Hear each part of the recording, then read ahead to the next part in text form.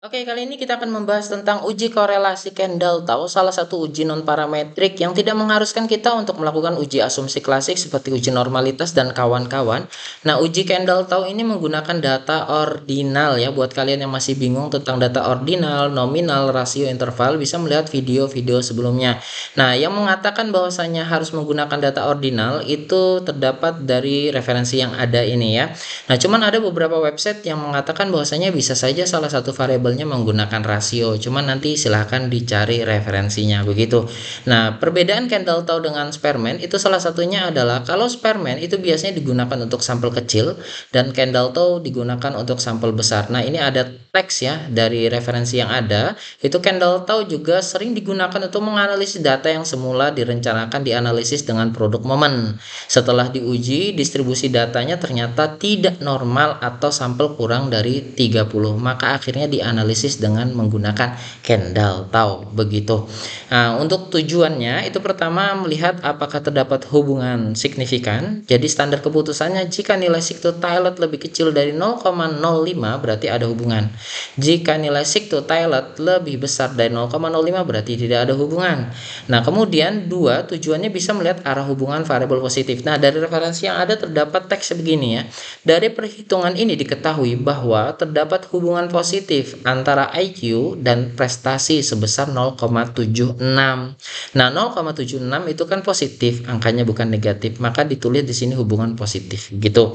Nah, diartikan bahwasanya semakin tinggi IQ seseorang berarti semakin tinggi prestasinya. Itu kan positif tuh. Kalau negatif berarti turun begitu. Nah, yang ketiga tingkat keeratan. Nah, ini bukunya juga belum ada sampai sekarang. Cuman kalau Anda lihat di beberapa website, kemudian lihat di YouTube, kemudian lihat beberapa tulisan-tulisan penelitian, itu dimasukkan tingkat keeratannya dan standar keeratannya itu beda-beda. Nah, saya ambil yang punya Bapak Patrick ya, yang ini nih. Nah, nih. Jadi korelasi koefisien, cara menggunakan dan interpretasinya. Begitu, saya pakai yang ini. Nah, nanti mungkin kalian dapat dari website atau dapat dari beberapa jurnal itu agak berbeda.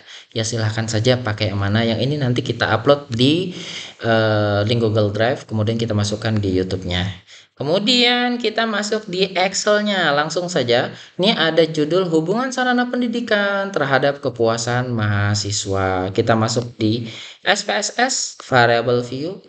Kita tulis sarana pendidikan kepuasan. Nah, ini diganti ordinal. Sebenarnya tidak diganti pun tidak ada masalah. Saya hitung sama-sama aja kok. Walaupun nanti dia bisa berubah sendiri scale di situ ya. Coba nanti silahkan dicoba aja sendiri. Barangkali tiap aplikasi berbeda begitu. Kita masuk ke sini, Ctrl C ya. Ctrl Fast. Kemudian kita copy lagi. Ctrl C. Ctrl Fast. Kita lakukan perhitungan, analyze, correlate. Kita klik.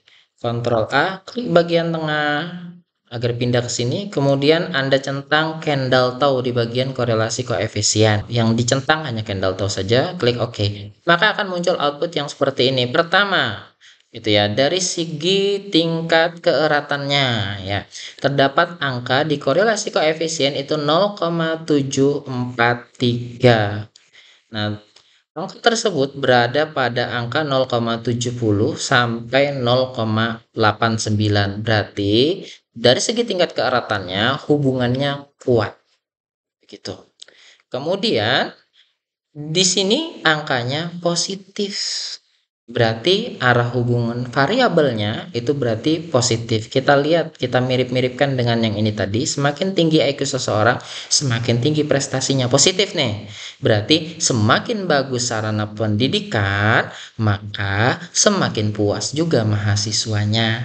Nah, begitu. Sekarang kita masuk di hubungannya. Tadi kan hubungannya kuat nih, positif, signifikan atau tidak.